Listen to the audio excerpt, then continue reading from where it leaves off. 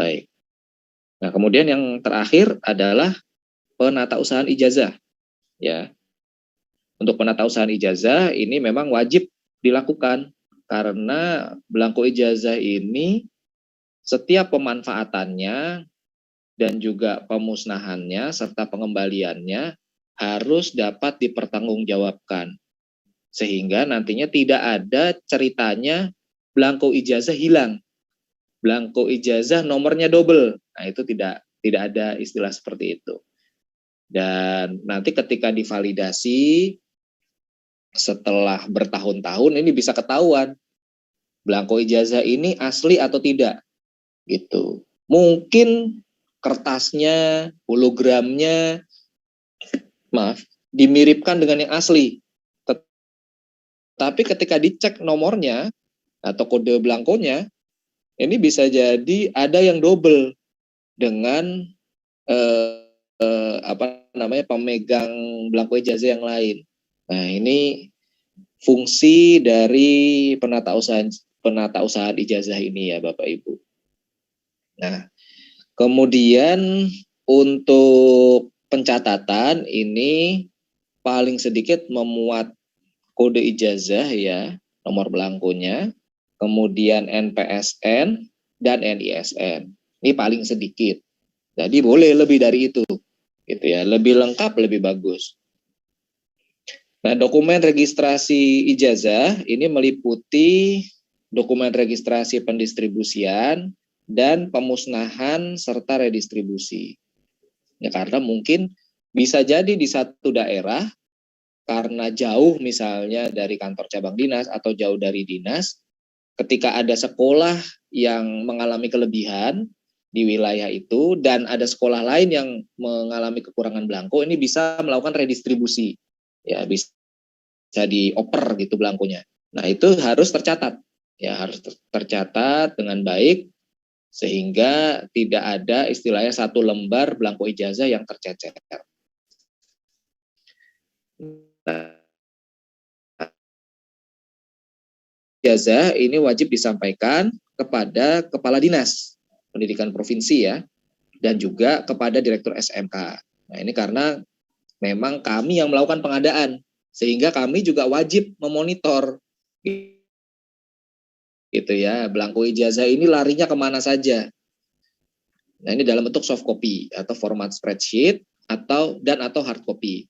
Ya, kalau untuk ke direktur SMK ini cukup soft copy aja. Nanti mungkin bisa direkap oleh dinas pendidikan ya dari masing-masing satuan pendidikan, kemudian disampaikan ke direktur SMK.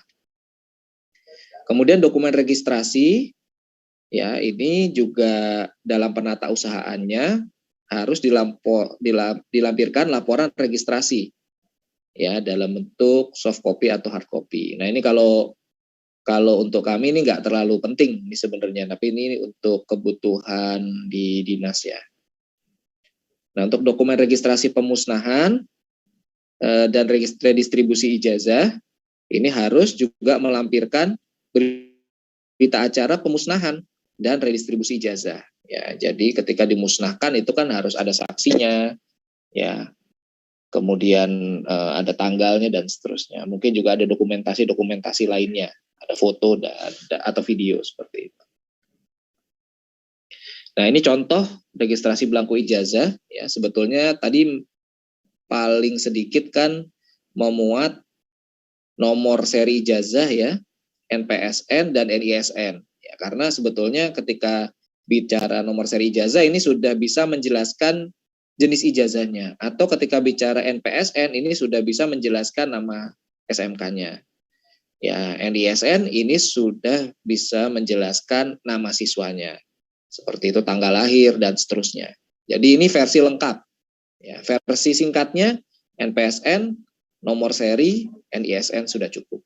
Nah, bagi belangko ijazah yang tidak digunakan, ini harus diberikan keterangan apakah dimusnahkan, dikembalikan, atau mungkin diredistribusi. Nah, ini perlu diberikan keterangan ya di bagian NISN ini. Jadi kalau sekolah hanya membuat atau dinas membuat hanya 3 kolom, NPSN, nomor seri, dan NISN, Untuk NISN ini diisi keterangan.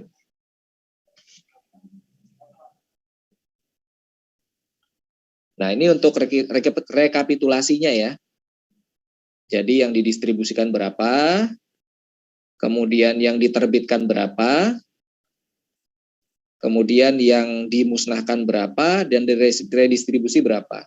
Jadi harus balance, ya, harus balance. Jadi yang diterima berapa, kemudian yang diterbitkan berapa, dan dimusnahkan berapa, ini jumlahnya harus pas. Kalau didistribusikan 9, maka yang diterbitkan dan dimusnahkan ini jumlahnya harus sama dengan 9. Jadi 9 ini sama dengan 7 plus 2, seperti itu. Nah, misalnya contoh di sini, Bela Teknika, ini yang diterbitkan 18, dan yang 3 ini diredistribusi ke SMK Bahari Wisata. Nah, maka di SMK Bahari Wisata, ini yang diterbitkan ini bisa jadi lebih dari yang didistribusikan oleh dinas. Jadi misalnya didistribusikannya 40 lembar, nah yang diterbitkan 43. Karena apa? Karena 43 ini 3-nya didapat dari SMK Bela Teknika, seperti itu. Jadi istilahnya saldonya harus 0. Diterbitkan berapa, kemudian didistribusikan berapa, diterbitkannya berapa. Ini saldonya harus 0.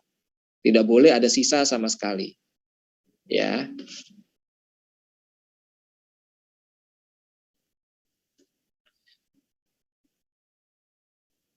Ya, ini mohon maaf, ini adalah satu lagi yang kolom K ya. Atau dikembalikan. Nah, ini untuk registrasi pemusnahan dan redistribusi ya. Jadi kalau pemusnahan itu harus mencantumkan siapa saksi-saksinya. Ya, kemudian nomor berita acaranya, kapan waktu pemusnahannya. Seperti itu. Kalau memang diredistribusi kemana? Kapan waktu redistribusinya? Gitu ya. Siapa saksinya dan nomor berita acaranya.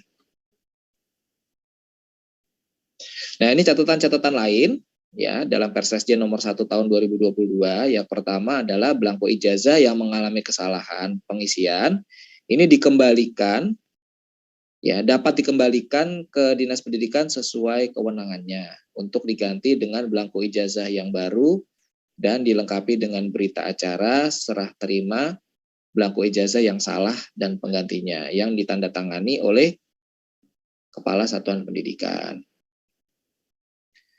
Nah, ini untuk pasal 9 ayat 2, Satuan Pendidikan dan Dinas Pendidikan tidak diperkenankan untuk menahan atau tidak memberikan ijazah kepada pemilik ijazah yang sah dengan alasan apapun. Jadi kalau memang ada permasalahan, sebisa mungkin diselesaikan secara kekeluargaan.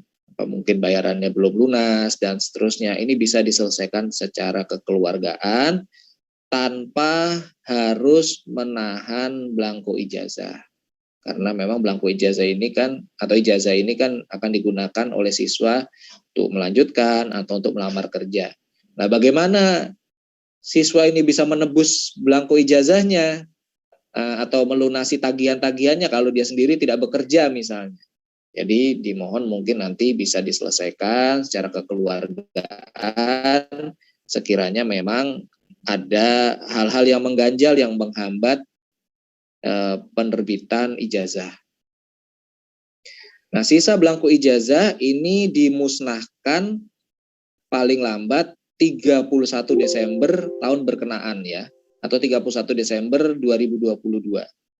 Jadi setelah tanggal 31 Desember 2022 ini tidak ada lagi belangko ijazah yang tersisa. Nah, bagi siswa pemilik ijazah SMK yang sudah pindah domisili, nah ijazah dapat diambil ke satuan pendidikan yang menerbitkan. Ya. Atau kalau misalnya ada permasalahan barangkali setelah penerbitan tiba-tiba sekolahnya tutup gitu karena satu dan lain hal, entah itu karena musibah atau mungkin dari sisi kelayakan apanya ya, kelayakan operasionalnya dianggap tidak baik gitu ya, maka diharapkan nantinya juga siswa pemilik ijazah yang sudah pindah domisili bisa menghubungi dinas pendidikan setempat. Ya, saya rasa itu yang bisa kami sampaikan sebagai materi pada sosialisasi ini.